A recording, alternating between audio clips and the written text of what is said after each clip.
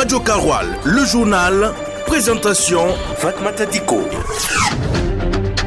Mesdames et messieurs, vous êtes à votre soir info sur la radio Karoual. À la une.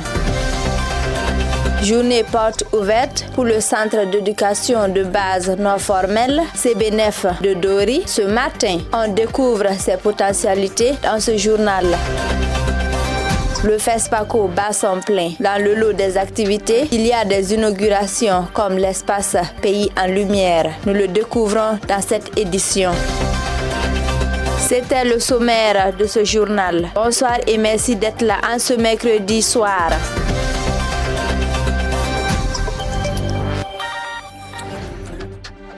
Et on commence par la journée porte ouverte du centre d'éducation de base non formelle CBNF de Dori qui a organisé ses 24 heures ce mercredi dans la matinée au sein du centre. Encadreurs, enseignants, partenaires et apprenants ont animé la deuxième édition de cette journée porte ouverte qui vise à faire découvrir les avantages que regorge le CBNF. Compte rendu de la journée avec Choc Yannick Somé.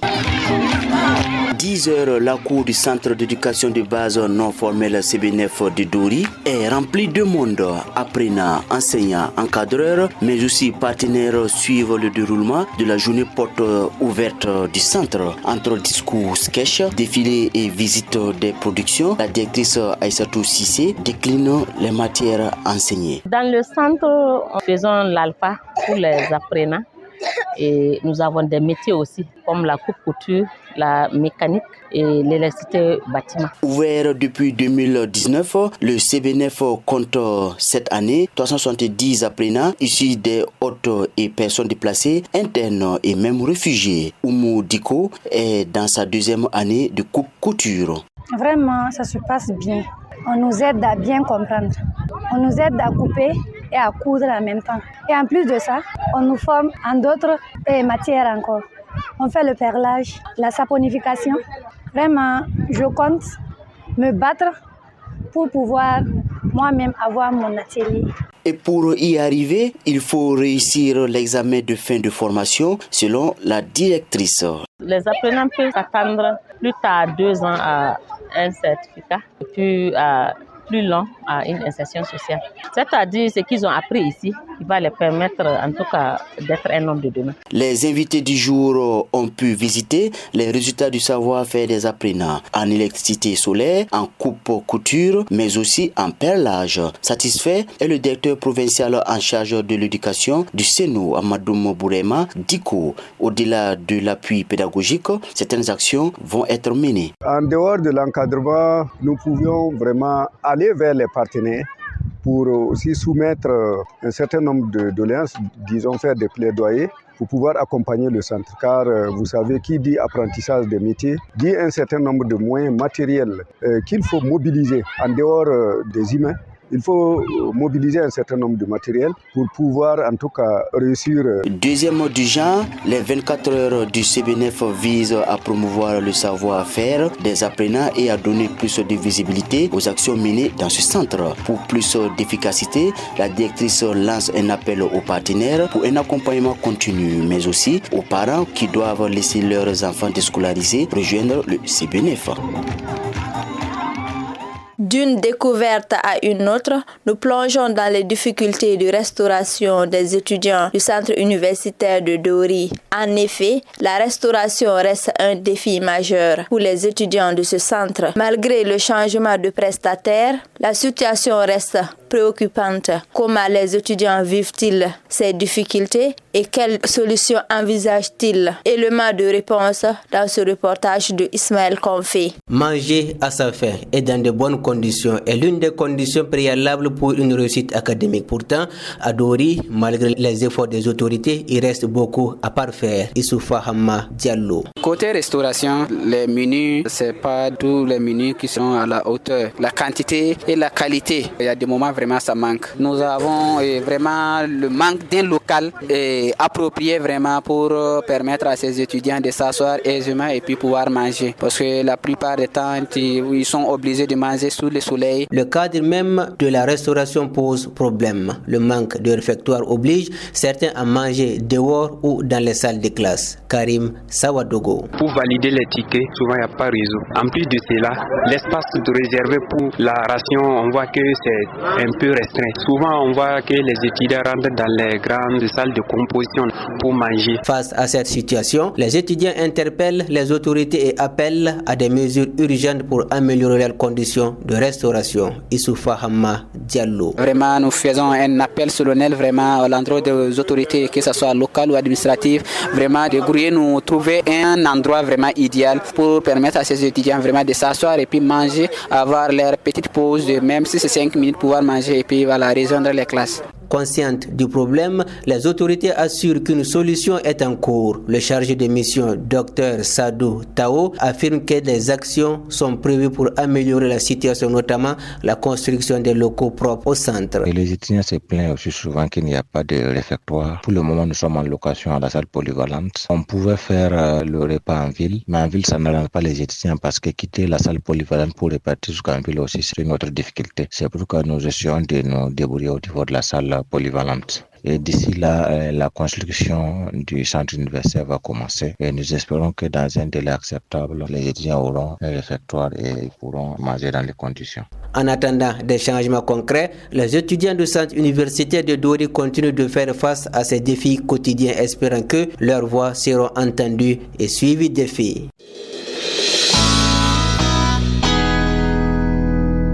Cap sur la capitale. Avant de retrouver l'actu FESPACO, sécurité d'abord. Le Burkina Faso prend les rênes du cadre de concertation des centres d'études stratégiques de l'AES. Le général de brigade Aimé Barthélémy Semporé est le nouveau président qui remplace le Malien, le général de brigade Satigui Sidibé.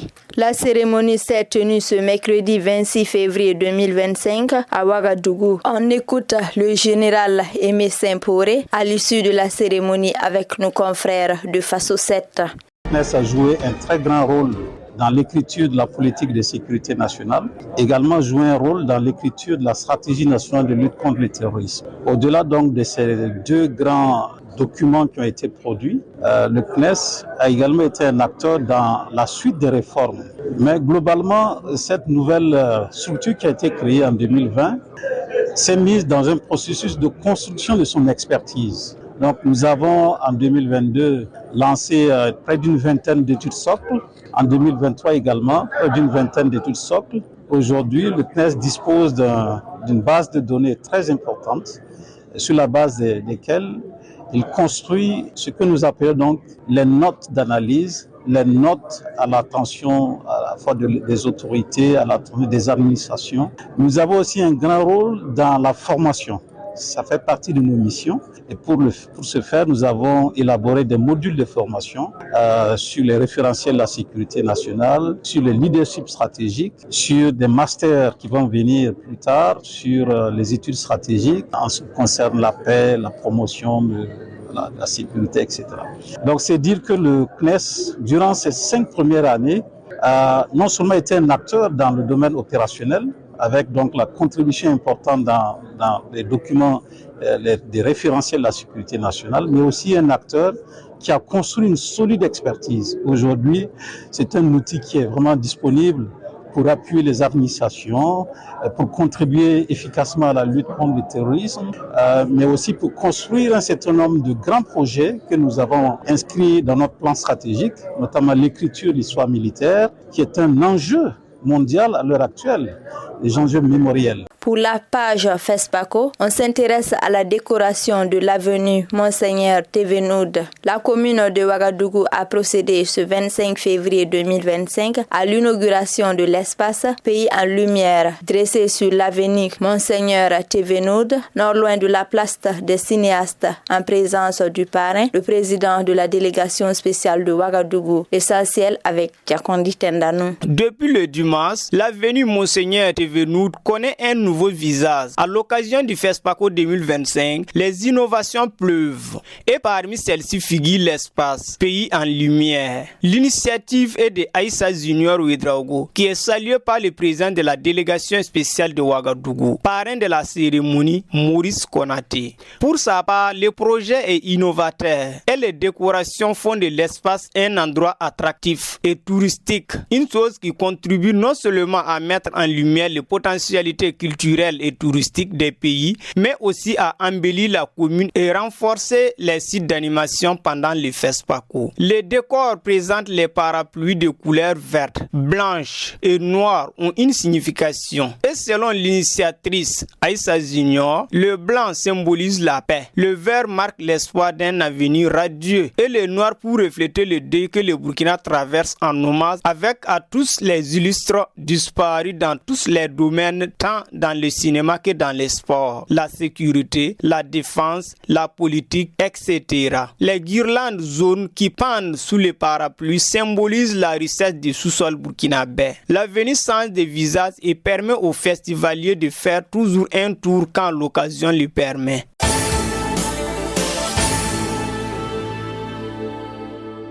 Hors de chez nous au Niger, les recettes pétrolières donnent plus de 200 milliards de francs CFA en 2024 contre 64,1 milliards de francs CFA en 2020, a rapporté le ministre en charge du pétrole, Dr Sahabi Oumarou, au cours d'un entretien accordé à la télé nationale nigérienne ce lundi 24 février 2025. L'essentiel de cette information avec Mamoudou Diallo. Le ministre Sahabi Oumarou s'exprimait dans le cadre de la mise en œuvre de la lettre de mission de son département ministériel sur l'apport du pétrole dans le budget national et particulièrement dans l'économie nigérienne. Il a tout d'abord expliqué que le pétrole a été un facteur de résilience pour le pays après les événements du 26 juillet 2023 et aussi un facteur d'intégration puisque le Niger a conclu une convention avec plusieurs pays africains dans le domaine gazier. Le ministre Sahabi Oumarou a annoncé qu'en 2020, les recettes pétrolières représentaient pratiquement 2,86% du budget national puisqu'on avait 64,1 milliards et en 2024, on a enregistré 204 milliards de francs CFA et les perspectives sont bonnes. Sur le plan économique, le ministre a mentionné des emplois directs au niveau de 3 opérateurs. Au niveau de CNPC, où 409 Nigériens ont un emploi direct, 442 Nigériens à la Sorage et chez WAPO, 85 Nigériens sans oublier les sous-traitants. Rappelons que la lettre de mission confiée au ministre en charge du pétrole par le chef de l'État porte sur le renforcement des dispositifs d'encadrement des ressources pétrolières et gazières afin d'optimiser leur contribution à l'économie, définir un cadre propice aux investissements, mettre un dispositif de mesure des résultats d'évaluation et performance des actions du ministère. Foot,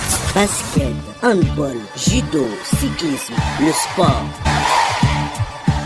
Et on termine avec l'actu sport dans ce journal. Le mercato hivernal ayant fermé ses portes depuis quelques semaines, les clubs et les joueurs se concentrent sur la suite de la saison. Les nouvelles recrues travaillent dur afin de gagner une place de titulaire et aider leur club. Où en sont les recrues phares burkinabé? Les détails avec Amadouli. Yacouba Nasser Djiga, nouveau joueur de Wolverhampton, a fait ses débuts en Premier League lors du match de Wolves contre Bournemouth le 22 février. Il est entré en jeu à la 73e minute. Pour le moment, c'est la seule apparition du joueur sous ses nouvelles couleurs. Rappelons que Nasser Djiga s'est engagé à Wolverhampton le 3 février 2025. Après avoir passé des moments difficiles au Benfica Lisbonne, où il n'a que très peu de temps de jeu, Issa Kabore a été rappelé de son prêt par Manchester City et envoyé au Werder Bremen pour un nouveau prêt. En Allemagne, l'arrière droit de 23 ans est apparu dans 7 matchs de Bundesliga sur les 8 possibles pour 204 minutes de jeu. Cédric Badolo, milieu offensif de 26 ans, n'a pas renouvelé son contrat avec le Sheriff Tiraspol et a quitté le club cet hiver pour s'engager avec le Sparta Trnava, joueur du club slovaque depuis le 28 février dernier. Il a joué son premier match de la saison dans le championnat slovaque. Dimanche dernier, Cédric Badolo est entré en jeu à la 72e minute. Prêté à Pau FC jusqu'à la fin de la saison par Grenoble Foot, L'ailier burkinabé Mamadi Alex Bagré a joué 2 matchs de la Ligue 2 pour son nouveau club pour le moment. Il était titulaire le 7 février contre Paris FC. Contre le FCM Cannes le 22 février, le jeune attaquant était remplaçant et a joué 25 minutes. L'attaquant burkinabé Abdul Faisal Tassoba arrivé à Rodamek Romda le 29 janvier en provenance de l'Adana Sport s'est déjà montré décisif pour son nouveau club. Le joueur de 23 ans est à Paris dans 4 matchs de championnat polonais et a offert des assists. Abdul Faisal Tassoba était titulaire dans 3 matchs les 4 qu'il a joué en championnat pour son nouveau club. Les prochaines semaines seront décisives pour la suite de leur parcours en club. En effet, les premières semaines sont souvent une période d'adaptation, mais chacun doit savoir saisir les opportunités pour gagner la confiance de l'entraîneur. Radio Karoual, le journal, présentation Fatmata Diko. Une erreur répétée plusieurs fois est une décision, disait Paulo Coelho, romancier brésilien. Et c'est à travers cette citation qu'on arrive à la fin de ce journal du soir sur la Radio Karoual. Merci de l'avoir suivi. La mise en onde a été assurée par Amadouli et restez sur la Radio Karoual pour la suite du programme.